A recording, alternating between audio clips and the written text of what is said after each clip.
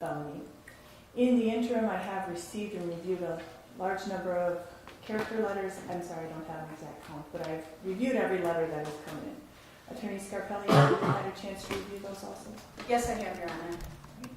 And I know you read the victim's statement into the record on Monday, but then we adjourned sentencing for today. Would you like to reread it? I would, Your Honor. Thank you. Please go ahead. Thank you, Your Honor.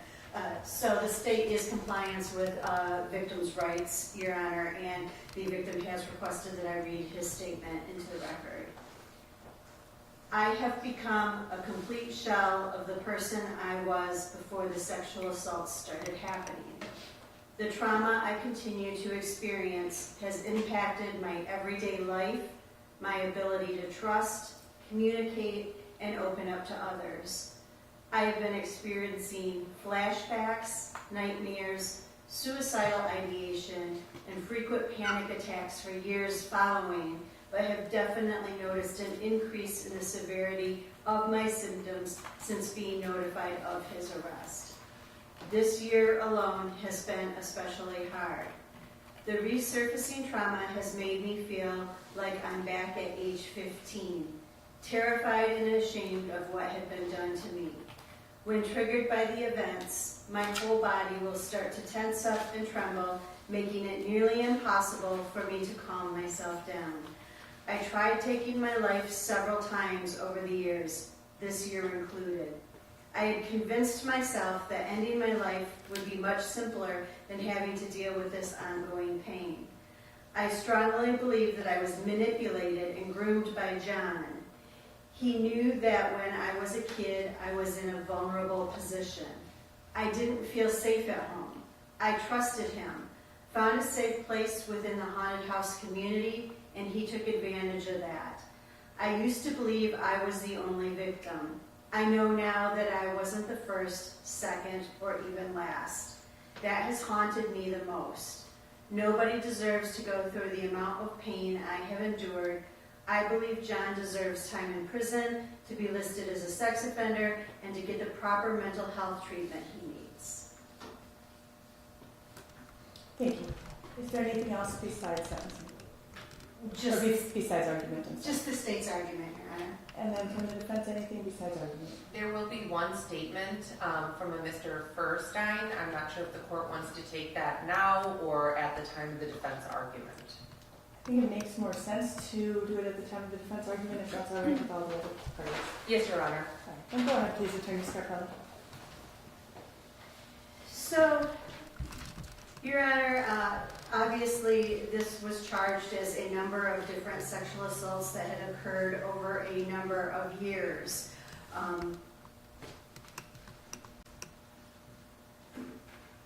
The victim had started volunteering at the haunted house when he was approximately 13 years old, and it continued until he was 17.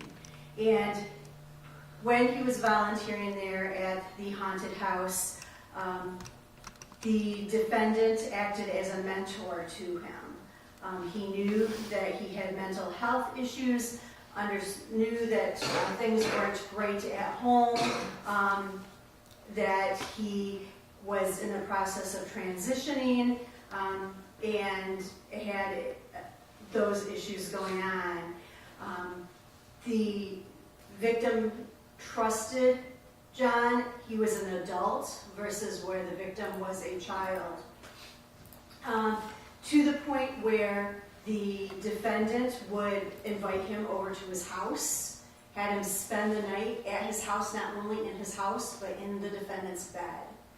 And the sexual assaults started out, as we understand most do, as touching, and then progressed to the sexual intercourse. When I asked the victim, his first statement was made to a school counselor back when he was in school at Two Rivers. And when I asked him why he made that statement at that time, what he wanted to get out of telling about what happened, he said, "I just wanted it to stop." And that's a pretty common answer that we get from victims when they come forward to talk about sexual assaults. This was not something where he called the police department. He went to his counselor at school and explained what was going on.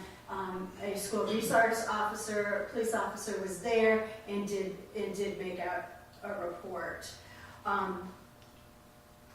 As has been indicated, the victim had mental health issues.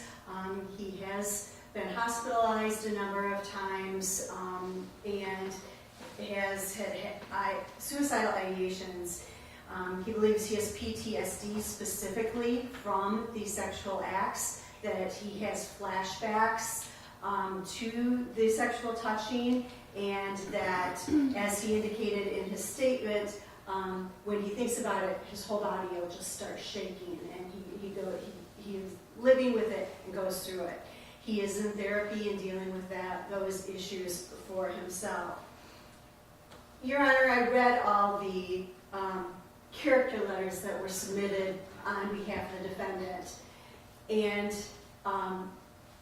as the assistant district attorney who handles almost all of our sexual assault cases and sensitive crimes, these are pretty common statements that we hear on defendants' behalfs. The defendant, in each of the different letters, people talked about how he was there for people who have substance abuse issues. People talked about how he was there for people who had mental health issues, who had eating disorders, who had all sorts of different things going on in their lives, and that the defendant was there for them. This makes it very easy to find victims of sexual assault, and it also can be a tendency to blur those boundaries. When we have somebody here who is acting as a mentor to a child who he knew had mental health issues, inviting him over to his home. This wasn't just during when the Scary USA was up and operating. It was a year-round relationship that went on. And so you have those blurring of boundaries and issues that occur. Additionally, as we know, sexual assaults happen in the very privacy of bedrooms or rooms where no one else is involved. We very, very rarely have any sort of video. Sometimes we have DNA, but that doesn't necessarily help the courts a lot. It is just the nature of this crime, is that it happens on a one-on-one situation, so family members and friends wouldn't know of those types of things going on. The defendant does not have a criminal record that I am aware of. He was a member of the community, but by being that member of the community, the victim indicated that he didn't feel comfortable coming forward because the defendant had told him that no one would believe him because he was a prominent member in the community, and that people would support him and not the victim. And we hear this over and over in sexual assault cases, especially sexual assault cases with kids or teenagers. Excuse me. They are vulnerable to those types of statements. However, with all of that being said, the fact here that the victim is not having to come to court to testify with his mental health issues, the fact that the defendant doesn't have a criminal record until now, and that he owned or ran a business within the community. The state believes that the joint agreement that has been made between the state and the defense is appropriate. We are asking that on count 4, the felony, that the defendant be placed on 5 years of probation.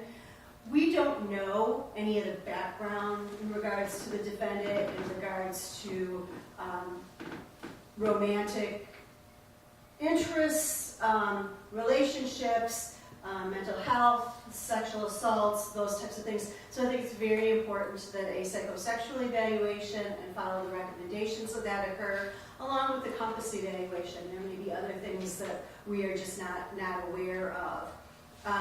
We are asking that as rules of that probation, that he have no contact with anyone under the age of 18 unless approved by his agent, and no contact specifically with the victim. In regards to the amended counts 2 and 3, as the court indicated, those are Class A misdemeanors, so the maximum probation on those counts could be for 2 years. And we are asking for those same conditions to apply to those probation. As I indicated, I believe on Monday when we were here for the plea, I believe the defendant has 369 days of credit on the case if he were to be revoked and to be resentenced on the case. And so I would ask the court to take all of those things into consideration. Thank you. Attorney Barrett. Thank you, Your Honor.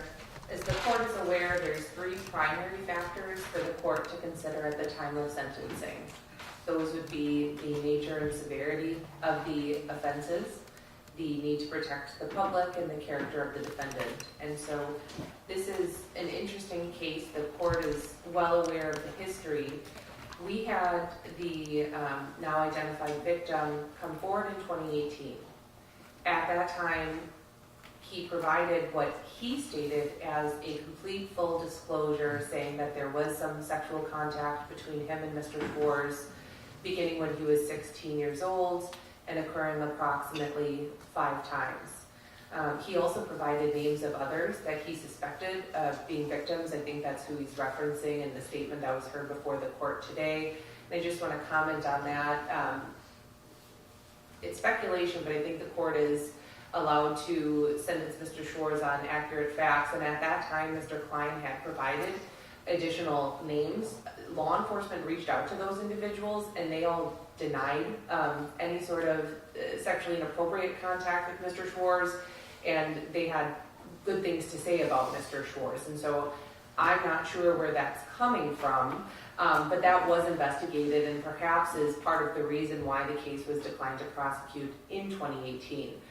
For whatever reason, more than 3 years ran, the statute of limitations ran, and then we had these new charges. And so at the commencement of this case, I had filed a motion to dismiss the misdemeanor offenses based on that statute of limitations, which was granted as a matter of law. However, Mr. Schwartz was charged with additional felonies that were not contemplated back in 2018, and he is sitting before the court today with pleas entered and a judgment of conviction soon to be entered, not only on the misdemeanors that were originally reported by Mr. Klein, but also on a felony causing mental harm to a child. And he's doing so knowing that the court will hold the sentence in his hands, and he did so waiving his right to any jury trial so that Mr. Klein, Mr. Schwartz's own family, and the community would not have to go through the burden of a trial in this case. The need to protect the public. There is a lengthy amount of probation at the court's discretion here. It is a joint recommendation for that amount of probation. Mr. Schwartz knows that because he's going to have probation specifically on count 4 for 5 years, if the court is to adopt this recommendation, that he has potential prison hanging over his head that entire time. He is 38 years old. He's been a law-abiding member of society. He's had no criminal arrests or criminal charges leading up to this case. He was released from custody on Monday. He came back today to face sentencing. I fully believe he'll be able to comply with all rules of probation. The state is asking for a psychosexual evaluation, a compass evaluation, all follow through counseling. Mr. Schwartz is open to that. He is willing to comply with all of those conditions. And so I do believe that with the supervision of the agent and all standard rules and potentially sex offender rules, given the circumstances surrounding these convictions, there is community protection here. In addition to that, we have the character of Mr. Schwartz. And Attorney Scarpelli commented that these character letters are somewhat common where we have compartmentalization in these types of cases, where one side of Mr. Schwartz is shown to certain individuals, and unfortunately the victim in this case was shown a different side. However, what to me is quite astonishing in this case is we have several people in the courtroom today, most of whom are authors of those letters, additional people who have submitted letters who are doing so with the awareness of the charges in this case and still feel that Mr. Schwartz is worthy of redemption and support in the community. And I think that not only goes to his character, but also the need to protect the public, because we know when people have strong socioeconomic backgrounds, familial connections within the community, friends and other members who are willing to support them, they do well on supervision and the risk of recidivism goes down. And so we believe this is an appropriate sentence. The character letters speak of Mr. Schwartz's love of his family, the difficulty he had with his own brother's passing due to substance abuse right around the time of these original allegations. And so the therapy that he was in with the passing of his brother, the fact that he does want to help other people who have suffered those fates, I believe that all ties into this recommendation. I'd also note, just in regards to the causing mental harm, that I was in receipt of the victim's mental health records, and there were several treatment records predating any nature of allegations in this case. We were able to speak with the victim's middle school teacher, who said that they knew that there were some pre-existing mental health conditions, and when the victim sought treatment back in 2021, the primary reason for their voluntary commitment was financial and for fear of running out of mental health medication. And so I do think that goes into effect that not everything that was going on with the victim is attributable to Mr. Schwartz. We certainly understand and respect his statement in this, but this was just kind of an amalgamation of issues not solely attributable to Mr. Schwartz. Compared to his statements, we have statements from Mr. Schwartz's family who described Johnny as somebody who would give the shirt off his back to anybody else, who would spend hours with other volunteers at the haunt and family members if they needed help moving, if they needed help working on an idea, providing for families, setting up parties and acknowledgments of other people's successes as well as his own success. If the court is to follow this recommendation, it would be with the understanding that Mr. Schwartz has already served 369 days in custody, essentially a prison sentence, with the possibility of prison hanging over his head for the remainder of this probationary period. I've spoken with Mr. Schwartz at length about this case. It was difficult for him to remain incarcerated throughout the pendency of this case. However, Mr. Schwartz did not want me to write any sort of bail modification motion.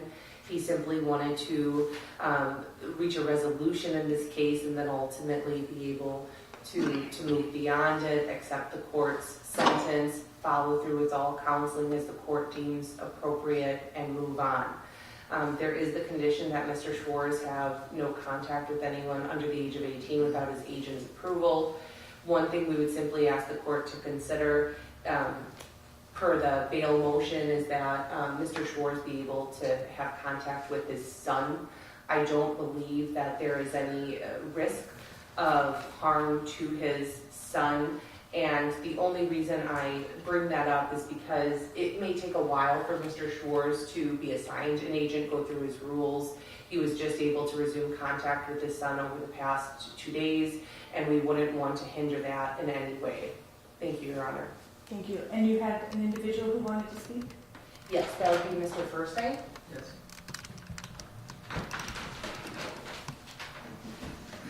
If you would please speak into the microphone. Thank you.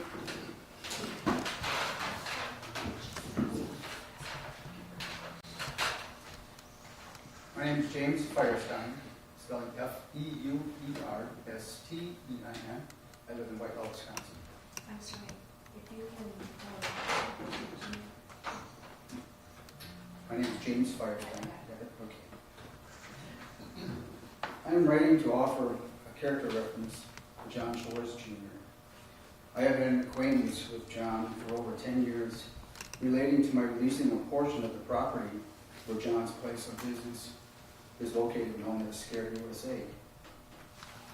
Over the years, I've spent thousands of hours working on my projects and observing the activities under John's direction at Scared USA and his interaction with his many volunteers.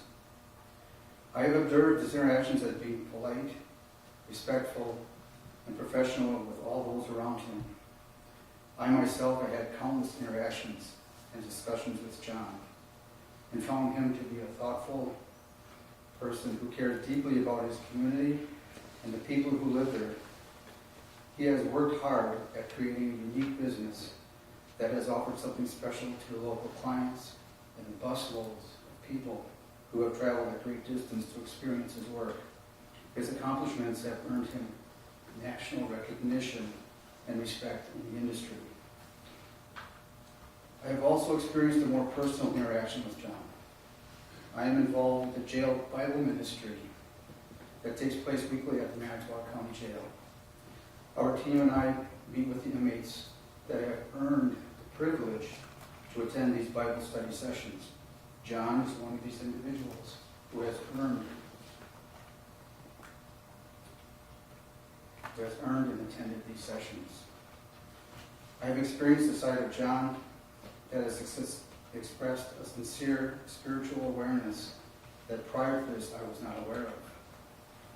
I believe that this awareness has been a guiding influence in John's adult life, and especially through the past year. My observation of his interactions with his volunteers confirms his caring for others in a very special way and are uncharacteristic of the accusations he is facing. It is my sincere hope that the court takes my testimonial of my personal experience with John into consideration.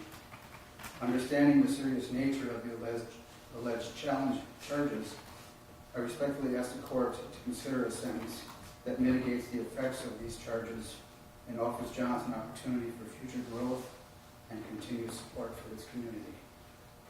Thank you. Thank you, sir. Mr. Schwartz, is there anything that you would like to say? No, not at this time. Well, I think a couple of points need to be made from the outset. First, I appreciate the comment made by Mr. Firestein. I think it was thoughtful, but I need to be clear, these are not allegations anymore. You are now convicted of these offenses. There is no question. And we are here at sentencing. And this is one of the more difficult sentencings because we have some very, very severe charges. And a plea agreement that significantly reduced your exposure. It's a favorable plea agreement, as I said on Monday. And I'm not saying that that's inappropriate. I'm saying that it is a significant shift from where we started. And that is, in many, many ways, due exclusively to the severity of the offense. Taking into account exactly what you have been convicted of, 2 Class A misdemeanors and then the felony, these are still very serious. And it's hard to quantify the severity of an offense like this. It's hard to quantify what mental harm looks like. And I think it has to be done from the perspective of the victim for a charge like that, who clearly has been impacted. I think it was a very powerful victim impact statement that was provided that the state read. And I think it did a very eloquent job of describing exactly the impact, the negative impact that you had on his life through your actions.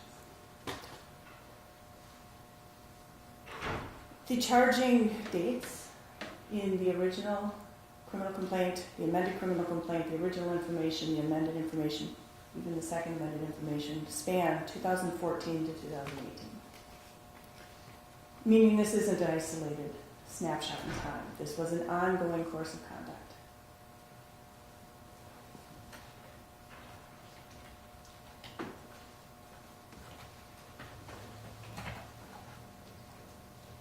the fact that this person's child had pre-existing mental health conditions does not mitigate the severity.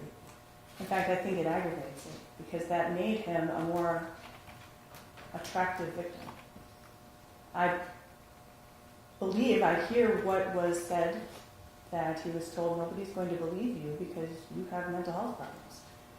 And I'm not attributing to you anything that we don't see in a very significant number of sexual assault cases involving children.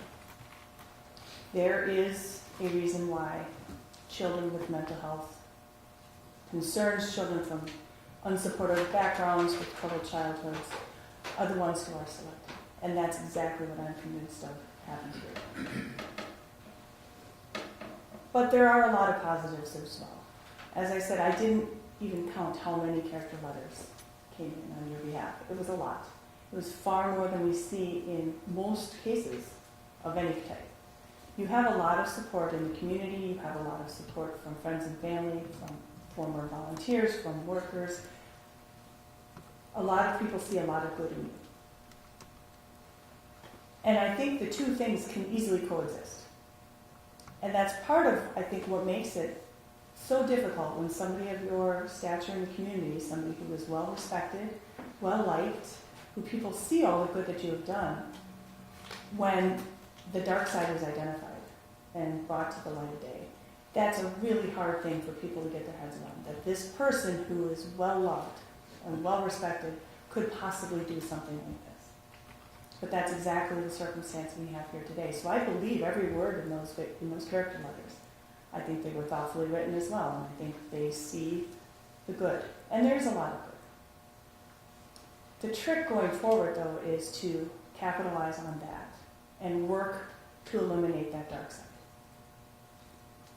Because whatever I do here today, I can order that nothing like this ever happen again. I can take whatever steps I have available to me to try to ensure that nothing like this ever happens again. But truly, it's up to you.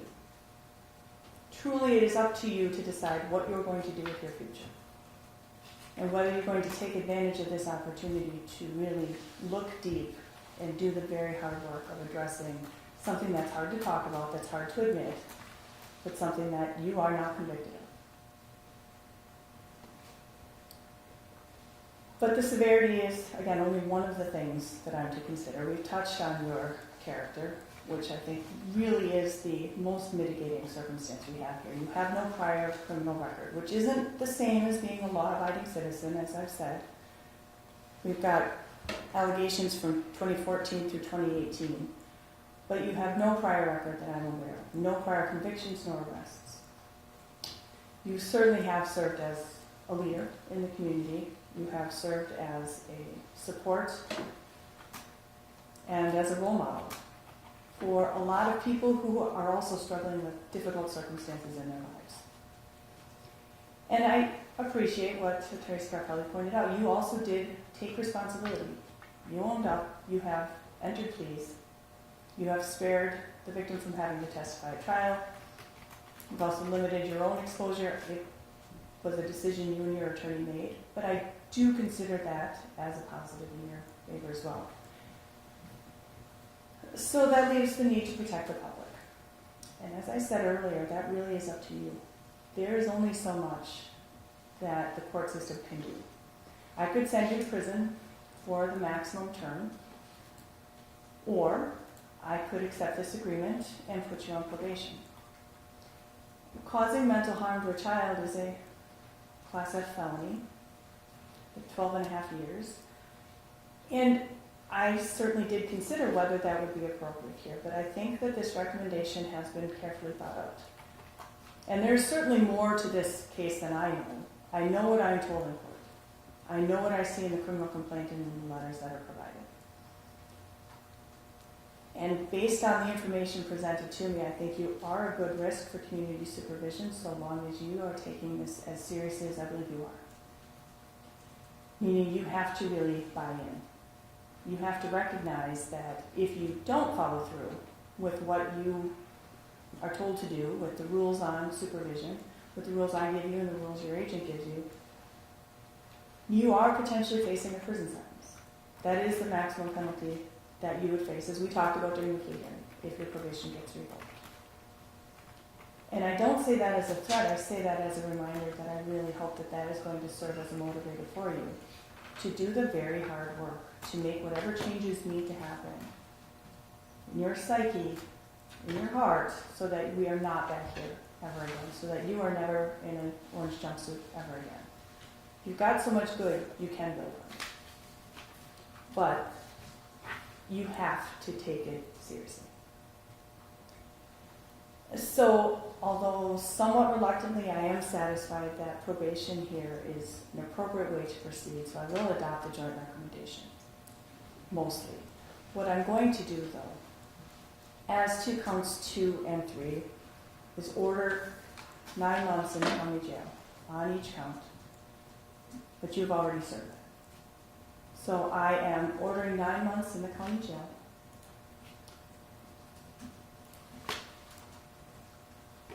On each count, I will order them concurrent to each other and give you credit for time already served.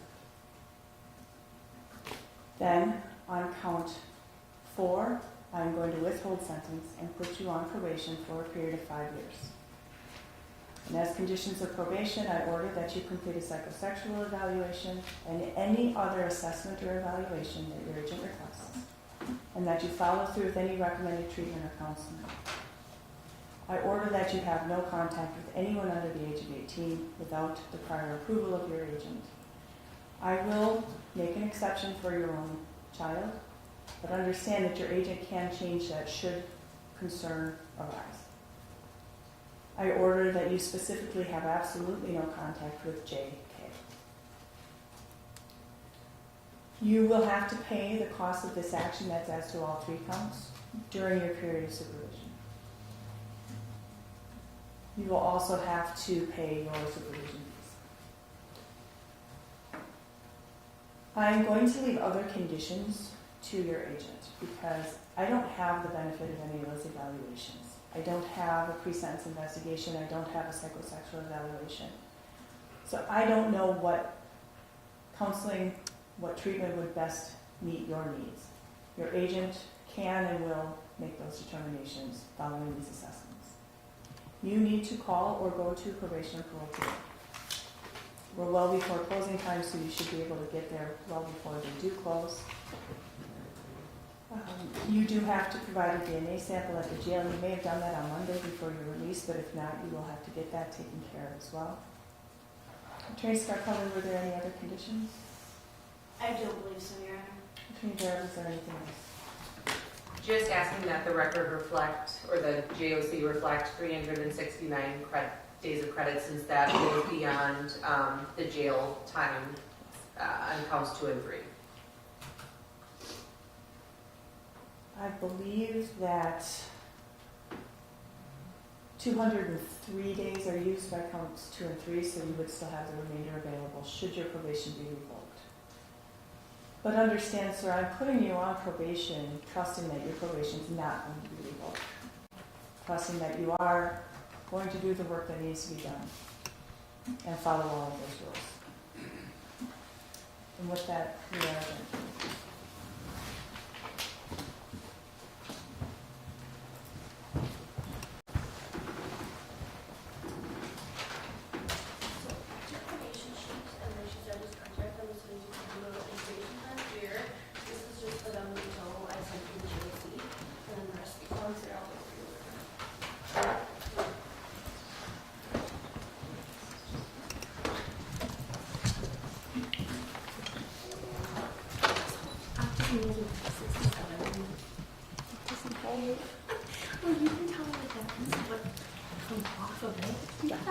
We need a little more information.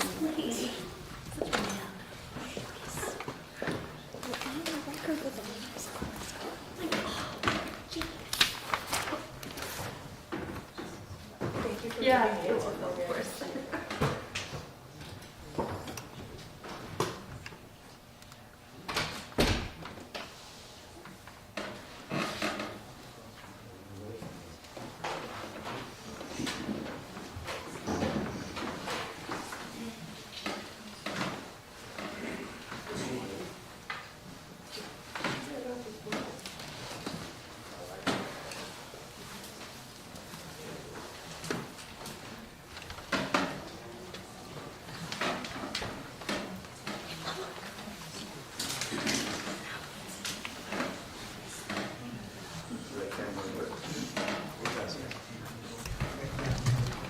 sure you keep me out of that.